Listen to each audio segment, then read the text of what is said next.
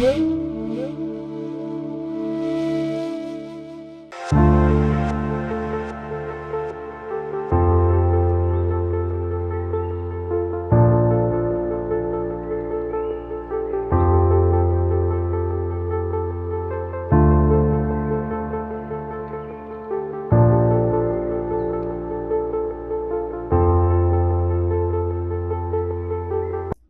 समझ सकते हैं भारत में दो सबसे मिसअंडरस्टूड श्लोका अगर भगवत गीता के कोई है जो गलत तरीके से समझे गए हैं नॉर्मल मानव समाज द्वारा भारत में, तो पहला श्लोक आप बता सकते हैं कौन सा है?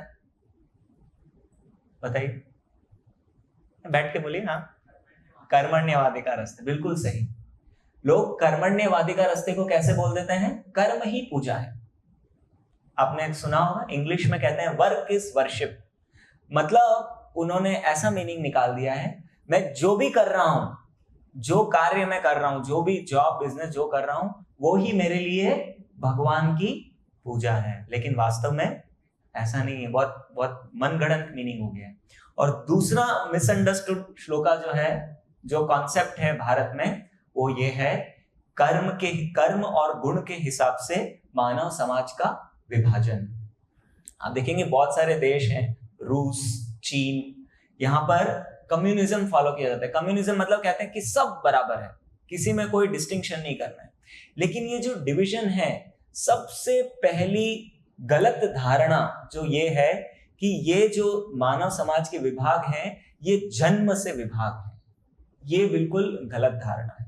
एक बहुत फेमस जो सोशल मीडिया प्लेटफॉर्म है, उनके हेड अभी कुछ साल पहले भारत में आए थे, तो ऐसे बहुत सारे लोगों के साथ उनकी मुलाकात हुई। और उसके बाद उन्होंने एक प्ले कार्ड होता है ना, पैम्पलेट, ऐसे प्रोटेस्ट करते हैं तो ऐसे हाथ में प्ले कार्ड पकड़ लिया जिसपे लिखा हुआ है ब्राह्मणवाद को खत्म करो। ऐसे करके वो भारत में आके प्ले कार्ड लेके फोटो खिंचवा रहे।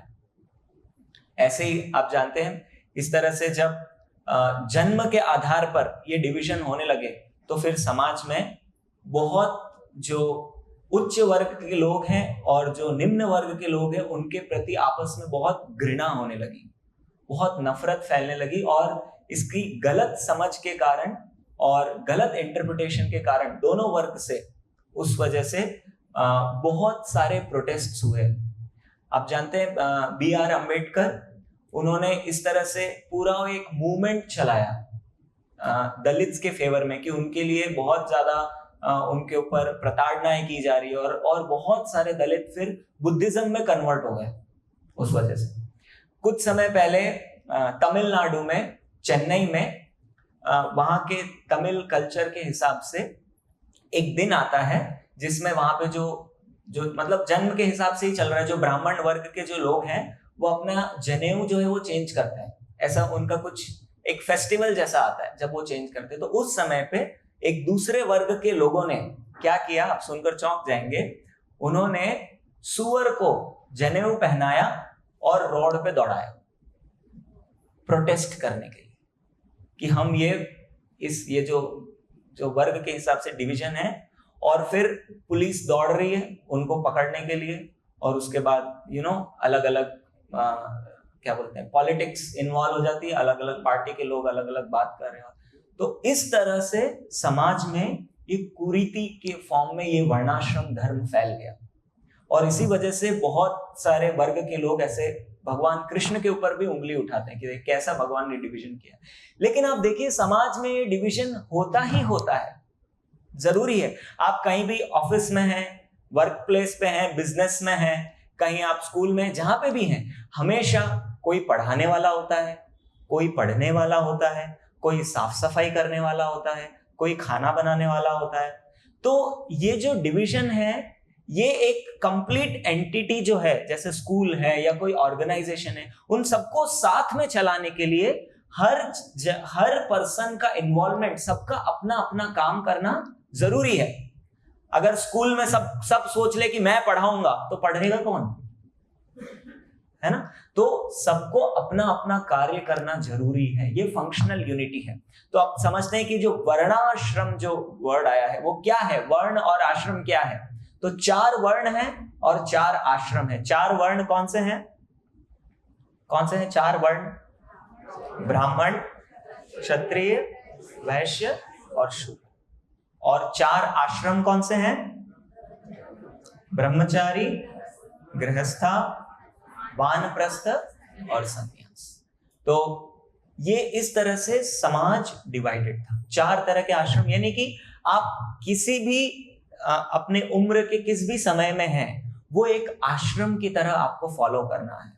यानी कि पहले के समय में वैदिक लाइफ में शुरू से लेकर जब जन्म होता है तो वे गुरुकुल जाते हैं और 25 वर्ष तक ब्रह्म, ऐसा कहा जाता है, ब्रह्मचारी गुरुकुले गुरोर दानतम, मतलब गुरु के हित के लिए जो ब्रह्मचारी, जो छात्र है, स्टूडेंट है, वो गुरु के हित के लिए गुरु के आश्रम में रहता है।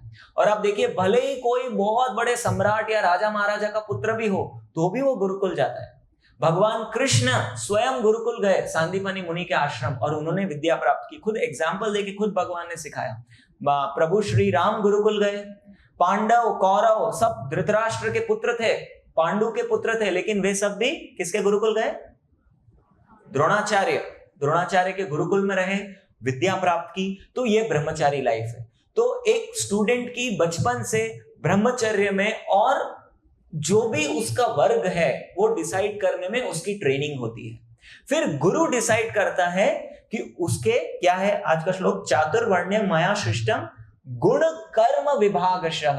यही बहुत इंपॉर्टेंट पार्ट है। यहीं पे ये चीज मिस कर देते हैं सब लोग, और जन्म से उसको समझ लेते हैं। किसके बेसिस पे है? गुण। आपकी क्वालिटीज कैसी है, कैसे गुण हैं आपके। होता है ना, जब विवाह के समय दोनों साइड के गुण मिलाए जाते हैं कि जितने ज्यादा गुण मिलेंगे उतना कंपैटिबल मैरिज रहेगा। गुण मिलान होता है ना, तो गुण। और दूसरा क्या है? कर्म। आपके कार्य कैसे हैं, आप कर्म कैसे करते हैं, कैसे कर्मों में आपका नेचुरल इंक्लिनेशन है, इंटरेस्ट है, उसके हिसाब से आपका वर्ण डिसाइड होता है, जन्म के हिसाब से नहीं। फिर ब्रह्मचारी गुरुकुल में रहता है, उसके बाद वो चाहे तो गृहस्थ आश्रम में प्रवेश करता है 25 वर्ष की उम्र के बाद। तो 25 से 50 वर्ष लगभग वो गृहस्थ आश्रम में जीवन यापन करता है। अब उसने ब्रह्मचारी लाइफ में बहुत अच्छी ट्रेनिंग ली है, तो वो बहुत अच्छी गृहस्थी भी निभाता है। उसके बाद 50 से 50 to 75, मतलब लगभग कौन सा आश्रम कहलाता है? वानप्रस्थ। वानप्रस्थ मतलब वो उनके पुत्र पुत्री जो भी हैं वो बड़े हो चुके होते हैं, उनका विवाह हो गया या जो भी कंडीशन है, उसके बाद पति पत्नी साथ में मिलकर धाम की यात्राओं पर निकलते हैं, और धीरे धीरे जो घर का जो काम है वो अपने नेक्स्ट जनरेशन को सौंपने लगते हैं, और वो भगवान की भक्ति में ज्यादा से ज्यादा लीन होने लगते हैं। और 75 वर्ष की आयु के बाद व्यक्ति चाहे तो फिर संन्यास ग्रहण करते हैं, कि पूरी तरह से जो है वो जो सांसारिक कार्य हैं उनसे पूरी तरह से डिटैच होकर भगवान की सेवा में लग जाते हैं। इसी तरह से जो 4 वर्ण हैं, ब्राह्मण का क्या कार्य है? देखिए भगवत गीता में ही आगे बताया है 18.40 में, आगे चारों वर्णों के क्या क्या कार्य हैं, उनकी क्या क्या क्वालिटीज हैं, ये आगे बताई गई है। देखिए मैं पढ़ता हूं।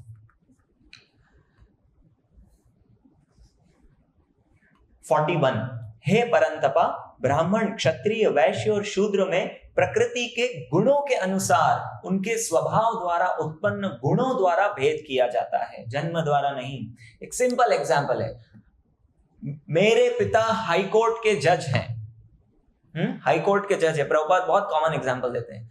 वो हाई कोर्ट में बहुत बड़े जज हैं। अब मैंने उस घर में जन्म लिया तो क्या मैं भी हाई कोर्ट जज बन गया? नहीं।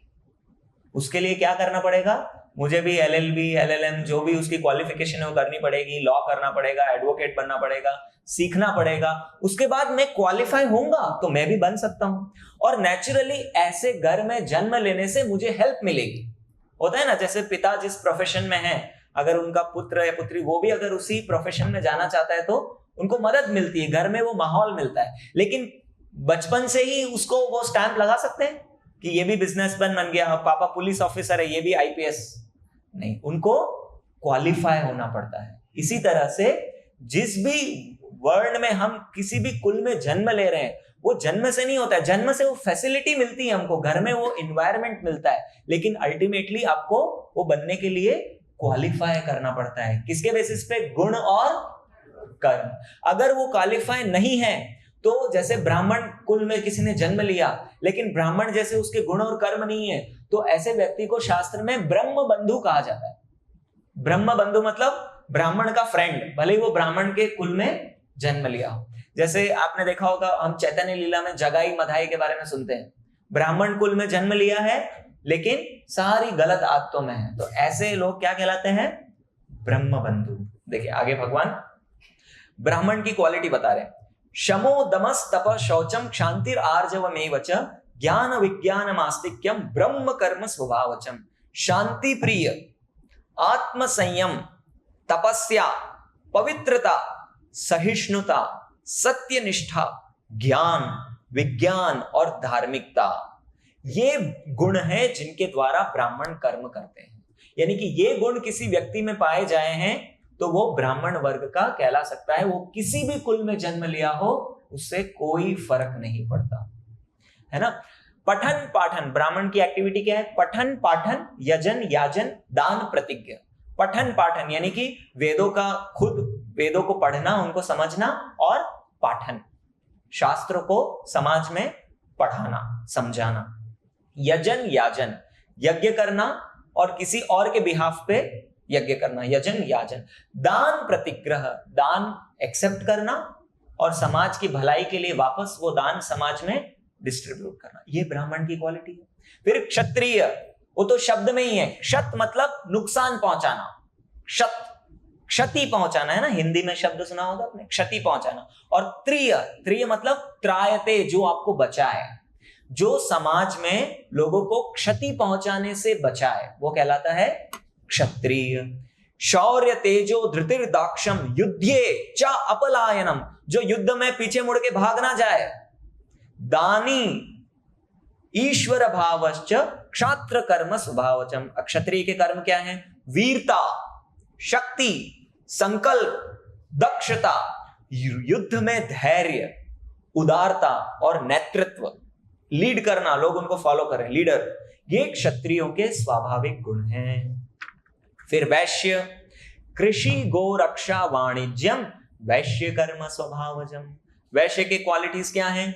कृषि करना, खेती बाड़ी करना, गायों की रक्षा करना, गौ रक्षा, व्यापार करना, ये वैश्य वर्ण की क्वालिटीज हैं। परिचर्यात्मकम कर्म शूद्रस्यापि स्वभावजम, और शूद्रों का कर्म है जो तीन, जो दूसरे जो वर्ण है, ब्राह्मण क्षत्रिय वैश्य, उन सबकी सेवा करना, परिचर्यात्मकम, उन सबको अपनी अपनी ड्यूटीज निभाने में मदद करना। अब भगवान ने इतना सिस्टमैटिक और इतना साइंटिफिक वे में ये पूरा वर्णाश्रम सिस्टम बनाया है, किसके लिए? कि आप अपने वर्णाश्रम क्वालिटीज को प्रॉपरली फॉलो करोगे तो वो फॉलो करके ही आप भगवान की प्राप्ति कर सकते हैं। धीरे धीरे समाज जो है भगवत भक्ति की तरफ बढ़ सकता है। देखिए भागवतम में भी एक श्लोक आता है, अतः पुंबिर द्विज श्रेष्ठ वर्णाश्रम विभागशः स्वानुष्ठितस्य धर्मस्य संसिद्धिर हरितोषणम। हे द्विज श्रेष्ठ, निष्कर्ष यह निकलता है कि वर्णाश्रम धर्म के अनुसार अपने कर्तव्यों को पूरा करने से परम सिद्धि की प्राप्ति हो सकती है। क्योंकि भगवान ने ये डिवीजन बनाए हैं और डिवीजन में भगवान के द्वारा बनाए गए इस सिस्टम का अगर आप पालन कर रहे हैं तो ये सिस्टम पालन करने से ही आपको क्या होगा? परम सिद्धि की प्राप्ति हो सकती है, जो कि है भगवान को प्रसन्न करना। हरितोषणम, हरि हरि, भगवान हरि को प्रसन्न करना।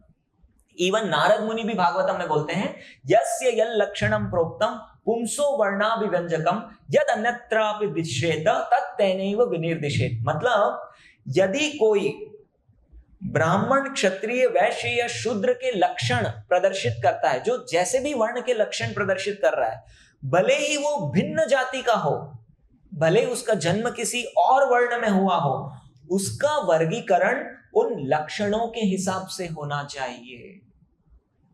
लेकिन आप भारत में देखेंगे जो इनके अगेंस्ट जाते हैं वो वेदों का, भगवत गीता का उदाहरण देकर बोलते हैं कि सब इसमें क्या किया है? कास्ट सिस्टम बना दिया। नो डाउट लोगों ने गलत समझ के इसको गलत तरीके से समाज में कलयुग के प्रभाव से गलत तरीके से ये फैला और उच्च वर्ग के लोगों ने कुछ उत्पीड़न भी किए, इस वजह से इस तरह से प्रोटेस्ट और ऐसे डेवलप हो गए। बट आप पहले के समय में देखिए ऐसे बहुत सारे एग्जाम्पल आपको मिलेंगे जहां पर किसी ने अपना वर्ण चेंज किया है, किसी और वर्ण में जन्म हुआ है लेकिन किसी और वर्ण में। कोई एग्जाम्पल दे सकता है? परशुराम, ठीक है। और वाल्मीकि क्या थे? हंटर, रॉबर, चोर, डकैत, लुटेरे थे वो। मतलब 4 वर्णों से भी नीचे सब कास्ट कहलाती है, लेकिन भगवान का नाम जप करके उन्होंने रामायण महाकाव्य लिखा, ब्राह्मण का कार्य किया, पठन पाठन यजन याजन का कार्य किया, देखिए, और वो पूजनीय हो गए, हमारे लिए वर्शिपेबल है। और कोई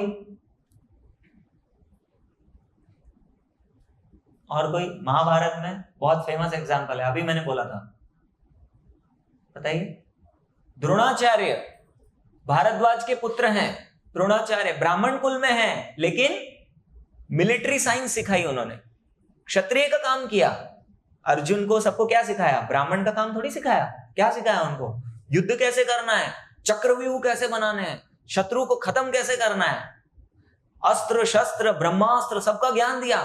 और ज्ञान ही नहीं दिया, खुद लड़े, क्षत्रिय बन के घोड़े पे बैठ के महाभारत में युद्ध लड़े। ब्राह्मण कुल में जन्म हुआ, लेकिन कार्य क्या किया? क्षत्रिय का। देखिए बहुत सारे एग्जाम्पल। और कोई एग्जाम्पल दे सकता है? किसी को याद आ रहा है कुछ? एकलव्य के बारे में मुझे जानकारी नहीं, उन्होंने बाद में कार्य कैसा किया। एक और एग्जाम्पल है विश्वामित्र मुनि, सुना है आपने? विश्वामित्र मुनि क्षत्रिय कुल में जन्म लिए, बाद में वशिष्ठ मुनि से उनकी थोड़ी अनबन हो गई और उन्होंने अपने क्षत्रिय का काम छोड़ के उन्होंने प्रण ले लिया कि मैं बहुत ब्रह्मर्षि बनूंगा, और बाद में वो ब्रह्मर्षि भी बने। ब्राह्मणों में भी सबसे उच्च कोटि के कहलाते हैं ब्रह्मर्षि। तो विश्वामित्र ने क्षत्रिय कुल में जन्म लिया, लेकिन ब्राह्मण का कार्य बाद में अपनाया, क्षत्रिय का कार्य छोड़ के। तो इस तरह से ये सब चीजें, ये जितने भी श्लोकों के मैंने रेफरेंस दिए और शास्त्रों में एग्जाम्पल्स दिए, ये सब प्रूव करता है कि ये जन्म के आधार पर ये वर्णाश्रम का विभाजन नहीं है। लेकिन अब एक और इंपॉर्टेंट बात आती है, भगवान ने भी ऐसे एग्जाम्पल्स से प्रूव किया है कि भगवान ने किसी को भी जाति के आधार पर कभी नहीं देखा है। उसका एग्जाम्पल बता सकते हैं? बहुत पॉपुलर एग्जाम्पल एक मैं बताता हूं। रामायण में राम भगवान ने शबरी के झूठे बेर खाए। शबरी कौन थी? एक ट्राइबल वुमन। ट्राइबल को क्या बोलते हैं हिंदी में? आदिवासी। वो 4 वर्णों में भी नहीं आते हैं वो लोग, जंगल में रहने वाले आदिवासी लोग। भगवान ने क्या देखी? उनकी भक्ति। वो जाति से बहुत निम्न जाति के, कोई फर्क नहीं पड़ता। और कोई एग्जाम्पल दे सकते हैं? हाँ, राम के फ्रेंड थे केवट, और जो राम को जिन्होंने नौका पार कराई वही केवट है ना। निषाद राज बोलते हैं ना उनको, निषाद राज, वो भी आदिवासी थे। भगवान राम उनसे इतना खुश हुए थे, रामायण में आप पढ़ेंगे कि भगवान ने उनको बहुत गले लगाया, बोले तुम मेरे क्लोज एकदम घनिष्ठ मित्र हो। और इतना तक कह दिया कि तुम मेरे लिए, जैसे मेरे लिए भरत है ना, मेरा भाई भरत है, जैसे मेरे लिए जितना प्रिय है, तुम भी मेरे लिए उतने ही प्रिय हो। देखिए भगवान ने जाति के आधार पर कभी भी डिस्टिंक्शन नहीं किया। कृष्ण भगवान को कोई एग्जाम्पल बता सकते हैं? कुब्जा। हाँ, कुब्जा भगवान जब मथुरा में गए, कुब्जा से मिले, तो भगवान ने उनको पूरा प्रेम दिया, पूरा भक्ति का पूरा आशीर्वाद दिया। वो कुब्जा जो उनका पीठ बेंड था वो सीधी हुई, बाद में भगवान उनके घर उनसे मिलने भी गए। और कोई एग्जाम्पल?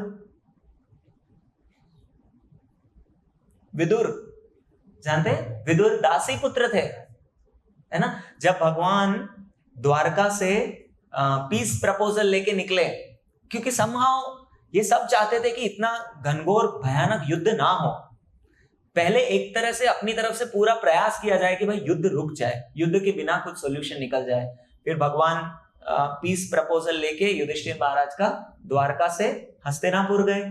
हस्तिनापुर में अब उनको पता था कि ये आखिरी मौका है भगवान कृष्ण को समहाउ मनाने का। तो धृतराष्ट्र और सबने सोचा कि भगवान की खूब खातिरदारी की जाएगी। तो भगवान के लिए पूरे महल में बहुत आलीशान अरेंजमेंट की गए, बहुत सारे 56 भोग का आयोजन किया गया, सब कुछ अरेंज कर दिया। तो भगवान पहुंचे और जब दुर्योधन, वो तो वैसे ही उनका मेंटालिटी मानसिकता ऐसी है, तो भगवान इनवाइट करने गए उनको, दुर्योधन और सब इनवाइट करने गए कि आइए, मतलब बोला कि पीस प्रपोजल बातें हैं अगले दिन करेंगे, कल के दिन करेंगे, अभी आप शाम को आप पधारे हैं द्वारका से इतने दूर, अब आपके लिए हमने इतने दिन से अरेंजमेंट कर रहे थे, अब आप उसको हमको सेवा अनुग्रह करें, आप आइए पधारिए। भगवान ने मना कर दिया, बोले नहीं नहीं, मेरे रुकने का प्लान कहीं और है। और भगवान कहाँ गए? विदुर के घर। उस समय पे विदुर घर पे नहीं थे, विदुर की पत्नी घर पे थी, और भगवान को देख के इतना भाव विभोर हो गई कि वो ढूंढने भगवान को क्या ऑफर करे। और विदुर एकदम सिंपल वे में रहते थे, बिल्कुल महल में भी उनका सिंपल सा एक कॉटेज है जिसमें वो रहते हैं। और विदुर की पत्नी इतना भगवान के भाव में, इतना एक्सटेसी में आ गई कि भगवान को वो केला ऑफर करने गई, और उनको भाव भाव में पता ही नहीं पड़ रहा है कि केले का छिलका उतार के भगवान को केला का देना चाहिए, लेकिन केला वो साइड में रख रही है और केले का छिलका भगवान को दे रही है। और भगवान ने स्वीकार भी कर लिया, वहां दुर्योधन का 56 भोग छोड़ के आए और यहाँ पर केले के छिलके खा रहे हैं। आप कभी केला छिलो तो थोड़ा सा टेस्ट करके देखना, आपको समझ आएगा। तो ये सब चीजें भगवान की, देखिए ये सारी लीलाएं, भरे वो भगवान राम हो, भगवान कृष्ण हो, ये सब लीलाएं प्रूव करती है कि भगवान जो है वो किसी का जाति, किसी का कौन से कुल में जन्म हुआ है, भगवान का उससे कोई मतलब नहीं। और इसी बेसिस को लेकर श्रीला प्रभुपाद भी जब फॉरेन कंट्रीज में गए, वेस्टर्न कंट्रीज में गए, ऐसे मलेच्छा यमन जाति से आने वाले लोग हैं जिन्होंने पहले मीट ईटिंग किया है या पहले बहुत जीवन में बहुत पाप कर्म भी किए हैं, लेकिन हरे कृष्ण मंत्र के टच में आने से, इस्कॉन के टच में आने से और प्रभुपाद के टच में आने से उनका जीवन पूरी तरह से बदल गया। उन्होंने सारी गलत आदतें छोड़ दी, और प्रभुपाद ने कुछ महीनों तक, कुछ साल तक देखा कि जब वे प्रॉपर ब्राह्मण का जैसे जीवन यापन कर रहे हैं गुण और कर्म से, तो प्रभुपाद ने उनको दीक्षा दी, हरिनाम दीक्षा भी दी और ब्राह्मण दीक्षा भी दी। प्रभुपाद ने उनको सेक्रेट थ्रेड भी पहनाया, जबकि वो भले ही बहुत निम्न कुल से वो आए हों। तो ये सब चीजें प्रूव करती है कि जो वर्णाश्रम का विभाग है, ये हमारे भारत में स्पेशली एक बहुत गलत धारणा इसके बारे में बनी हुई है कि जन्म से कोई अपने आप को एक पर्टिकुलर वर्ण का स्टैंप लगा देता है और वो वैसे करके घूम रहा है, भले ही वो मुंह में गुटखा खा रहा हो, भले ही वो कोई बहुत निम्न स्तर का कार्य कर रहा है, भले ही वो बहुत पाप कर्म कर रहा है, लेकिन अपने आप को बहुत उच्च कोटि का, उच्च वर्ण का अपने आप को वो डिक्लेयर करते हैं और प्राउड वे में जीते हैं। और गुजरात में भी ऐसी बहुत न्यूज आती है कितनी बार कि कोई किसी गांवों में, और है ना, कोई निम्न स्तर का कोई उच्च स्तर से कुछ बातचीत हो गई तो उसको पेड़ से बांध के उसको पीट दिया, या कोई उसको जूता रगड़ा दिया किसी उच्च कोटि में। और इस तरह से ऐसी कुरीतियां समाज में फैल गई, क्योंकि ये भगवत ज्ञान जो है उसको सही से उसका प्रचार प्रसार नहीं हुआ।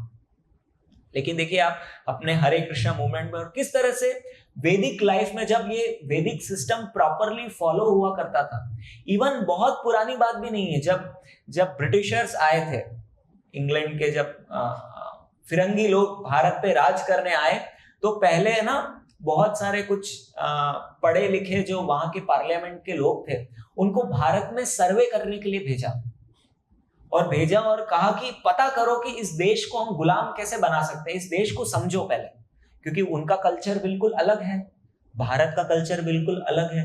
तो पहले इसको समझो, इसको भारत को स्टडी करो, यहाँ पे कैसे क्या होता है, लोग कैसे रहते हैं, इनकी क्या धारणाएं हैं, क्या उनकी भावना होती है, ऐसे करके स्टडी करो। तो इस तरह से एक पर्सन थे वहां के पार्लियामेंट, जैसे हमारे यहाँ होते हैं ना MP MLA member of parliament, वहां के MP थे लॉर्ड मैकॉले। तो लॉर्ड मैकॉले को भारत भेजा और उन्होंने बहुत साल भारत में भ्रमण किया, और उसके बाद वो वापस इंग्लैंड गए और उन्होंने अपनी थीसिस रिसर्च सबमिट की, और वो वापस उन्होंने ब्रिटेन की इंग्लैंड में पार्लियामेंट में उन्होंने स्पीच दी। उसका स्पीच का एक छोटा सा पार्ट मैं पढ़ता हूँ, हिंदी में ट्रांसलेट करके बोलता हूँ। लॉर्ड मैकॉले ने 12 फरवरी 1835 को ब्रिटिश संसद में क्या कहते हैं, देखिए, मैंने भारत के कोने कोने में यात्रा की है और मैंने एक भी व्यक्ति को भिखारी या चोर नहीं देखा। मैंने इस देश में इतना धन, इतने उच्च नैतिक मूल्य, इतनी क्षमता वाले लोग देखे हैं कि मुझे नहीं लगता हम इस देश पे कभी भी विजय प्राप्त कर पाएंगे। मुझे नहीं लगता इस देश को हम कभी भी गुलाम बना पाएंगे जब तक कि हम इस राष्ट्र की रीढ़ की हड्डी को तोड़ दें, वो की है इस राष्ट्र की आध्यात्मिक और सांस्कृतिक विरासत। उसको समझ आ गया। इनका भारतीयों का जो मेन, उनका जो अहंकार नहीं, गर्व जो है, भारतीय गर्व किस पे करते हैं? अपनी आध्यात्मिक और सांस्कृतिक उनकी जो विरासत है उसके ऊपर, अपना कल्चर हेरिटेज के ऊपर उनको बहुत गर्व है।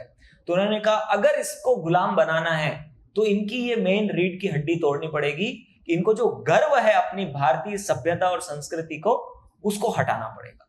वो आगे कहते हैं, और इसलिए मेरा प्रस्ताव है कि हम इसकी पुरानी और प्राचीन गुरुकुल शिक्षा प्रणाली, इसकी संस्कृति को बदल दे, क्योंकि यदि भारतीय यह सोचने लगे कि जो कुछ भी विदेशी और अंग्रेजी है वो अच्छा है और उनकी अपनी सभ्यता और शिक्षा से बेहतर है, तो वे अपना आत्मसम्मान, अपनी मूल संस्कृति को खो देंगे और वो बन जाएंगे जो हम चाहते हैं, एक वास्तविक गुलाम देश। और वास्तव में यही हुआ। जब ब्रिटिशर्स भारत में आए, फूट डालो और राज करो की रणनीति उन्होंने अपनाई और भारत का जो गुरुकुल सिस्टम था, जो भारत का कल्चर था, उसको धीरे धीरे वो ब्रिटिश कल्चर से, ब्रिटिश सिस्टम ऑफ एजुकेशन से धीरे धीरे रिप्लेस करने लगे। और धीरे धीरे लोगों को लगने लगा कि आप पैंट, सूट, टाई, पहनावा हो या खान पान हो, हाथ से कोई खाए तो उसको अजीब तरीके से देखे, नहीं, उन्होंने चम्मच और फोक। और भले देखिए अब स्कूल में, मुझे याद है कि स्कूल में हमको एकदम टाई पहनना कंपलसरी है और एकदम यहां तक बंद होनी चाहिए। अगर ऊपर टाई हल्की सी भी लूज मिलेगी आपको या एक बटन भी खुला मिलेगा तो पीटी टीचर पकड़ लेंगे कि नीचे क्यों की है। कोट पहनना, आप देखिए बड़ी बड़ी मीटिंग्स में अभी कैसा कल्चर है, एकदम कोट, सॉक्स, और कोट के अंदर भी एक शर्ट के ऊपर पहनते हैं ना, ऐसा कट स्लीव का ऐसा वो पहनते हैं, उसके ऊपर कोट पहनते हैं। वो सब कहाँ का कल्चर है? ब्रिटेन का। क्योंकि आधे टाइम तो बर्फ गिरती है वहां पे, इतनी ठंड पड़ती है कि उनको ऐसे सूट टाई लगा के अपनी गर्दन को बचा के रखना पड़ता है। लेकिन भारत में कैसा ट्रॉपिकल क्लाइमेट है, 12 में से 9 महीने इतनी गर्मी पड़ती है। हाँ, और उसमें भी फिर बच्चों को ऐसे टाई लगा के जाना पड़ता है। देखा है ना आपने, परेशानी होती है, ये सब कोई भी मना नहीं कर सकता। लेकिन क्या करें, अब वो ब्रिटिश कल्चर अपना लिया है।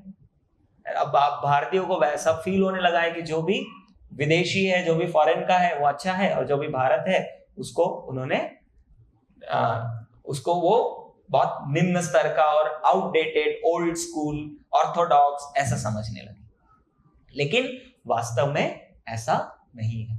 और शिला प्रभुपाद ने ये जो वर्णाश्रम सिस्टम जिसके बारे में हमने बात की, इससे भी एक स्टेप आगे गए प्रभुपाद। उन्होंने कहा कि वर्णाश्रम ही नहीं, दैवी वर्णाश्रम की स्थापना होनी चाहिए। यानी कि आप जिस भी वर्ण आश्रम में हैं, जो भगवान का भक्त है, यहां पे प्रभुपाद कहते हैं परपट में, अगर आपने सुना होगा तो जब मैं बता रहा था कि जिस भी वर्ण आश्रम में आप हैं, आप भगवान की भक्ति कीजिए। ये सब ब्राह्मण, क्षत्रिय, वैश्य, शूद्र, ये क्या है? मटीरियल लेवल पे है ये सब कुछ। भगवान का भक्त जो है, जो वैष्णव है, ये सब चीजों से ऊपर है। क्योंकि ये जो वर्ण और आश्रम है, ये भी तीनों गुण के अंदर है, सत्वगुण, रजोगुण, तमोगुण में बंधे हुए हैं। ये सब 3 गुणों के जकड़ में आते हैं। लेकिन जो भगवान की भक्ति करता है, जो वैष्णव है, ये ब्राह्मण से भी ऊपर है और कोई फर्क नहीं पड़ता है वो कौन से आश्रम में है, वो कौन से वर्ण में है। जैसे कि गृहस्थ भी आश्रम कहलाता है, जो हस्बैंड और वाइफ मिलकर साथ में एक दूसरे की मदद करते हैं, भगवान की भक्ति करने के लिए, भगवत धाम जाने में एक दूसरे की हेल्प करते हैं, वो वास्तव में गृहस्थ आश्रम है। जो घर में इंद्रिय तृप्ति को सेंटर में रखा जाता है उसे गृहस्थ नहीं कहा जाता है। क्या कहा जाता है उसे? गृह मेधी। एक और शब्द है गृह मेधी, उसे गृह मेधी कहा जाता है। बहुत लोग बोलते हैं हाँ हम भी गृहस्थ जीवन पालन कर रहे हैं ना, बहुत अच्छा है, क्या प्रॉब्लम है। लेकिन जो गृहस्थ जीवन में भगवान की भक्ति, भगवान कृष्ण को सेंटर में रखकर अपने गृहस्थ जीवन नहीं यापन कर रहे हैं, वो क्या कहलाते हैं? गृह मेधी। तो इसलिए शिला प्रभुपाद ने कहा कि ब्राह्मण, वैश्य, शूद्र ये सब एक्सटर्नल है। इसी तरह से चैतन्य महाप्रभु जब प्रचार के लिए साउथ इंडिया की यात्रा पर निकले, वो रामानंद राय से मिले। रामानंद राय राजा के प्राइम मिनिस्टर थे, बहुत उच्च कोटि के थे वो रामानंद राय। और रामानंद राय और चैतन्य महाप्रभु के बीच में चैतन्य चरितामृता के अंदर बहुत सुंदर संवाद है। तो चैतन्य महाप्रभु पूछते हैं कि भगवान की प्राप्ति कैसे की जा सकती है? तो उन्होंने पहला आंसर दिया रामानंद राय ने कि वर्णाश्रम विभाग, मतलब वर्णाश्रम धर्म का पालन करना। तो चैतन्य महाप्रभु ने कहा ये तो बाहरी चीज है, और आगे बताओ। फिर उन्होंने और आगे भगवान की भक्ति में के बारे में बताया, और आगे बताओ, और आगे बताओ। इसलिए ऐसे इस तरह से चैतन्य महाप्रभु और रामानंद राय के बीच में बहुत कॉन्वर्सेशन है, जिसमें वो बताते हैं कि वर्णाश्रम धर्म जो है वो बहुत एक्सटर्नल है। अभी कलयुग में क्या है? कहते हैं कलौ शूद्र संभवः।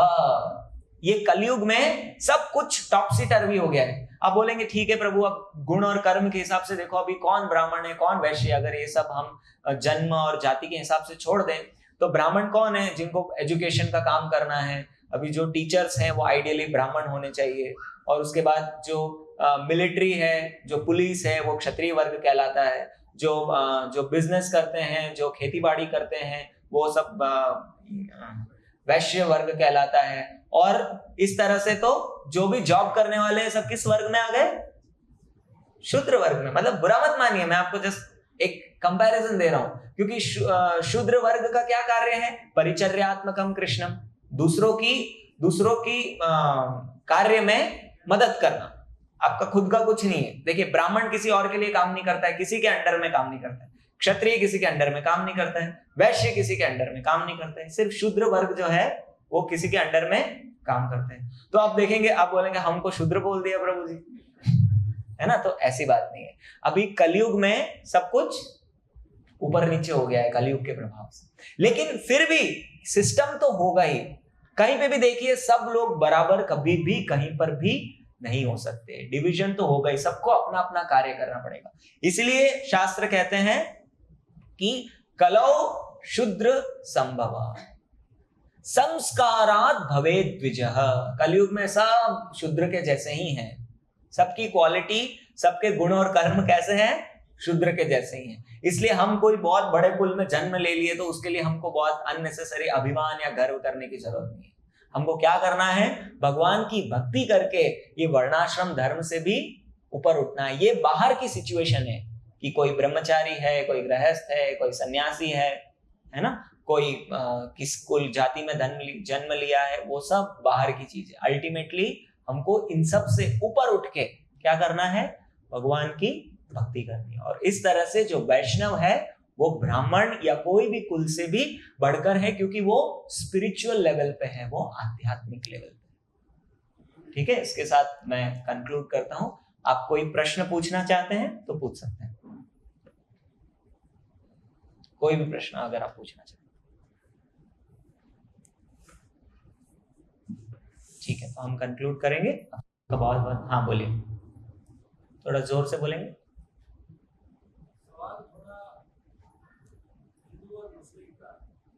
तो ये टॉपिक पे अगर कुछ है तो बताइए।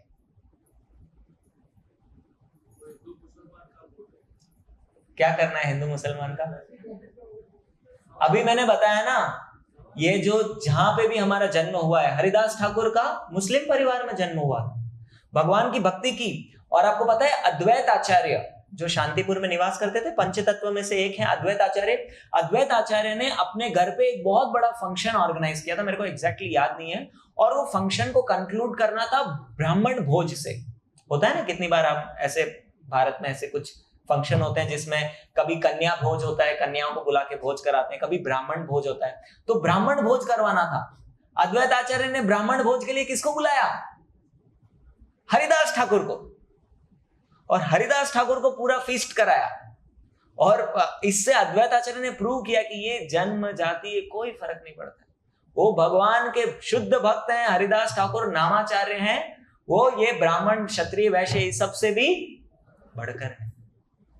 इस तरह से तो हिंदू मुस्लिम जो भी है ये बाह्य है, जानकारी के लिए हमको समझना है, लेकिन हमारा अल्टीमेट फोकस क्या होना चाहिए? भगवान की भक्ति करना। ठीक है, सभी का बहुत बहुत धन्यवाद। जगत गुरु श्रील प्रभुपाद की, ग्रंथराज श्रीमद् भगवत गीता की।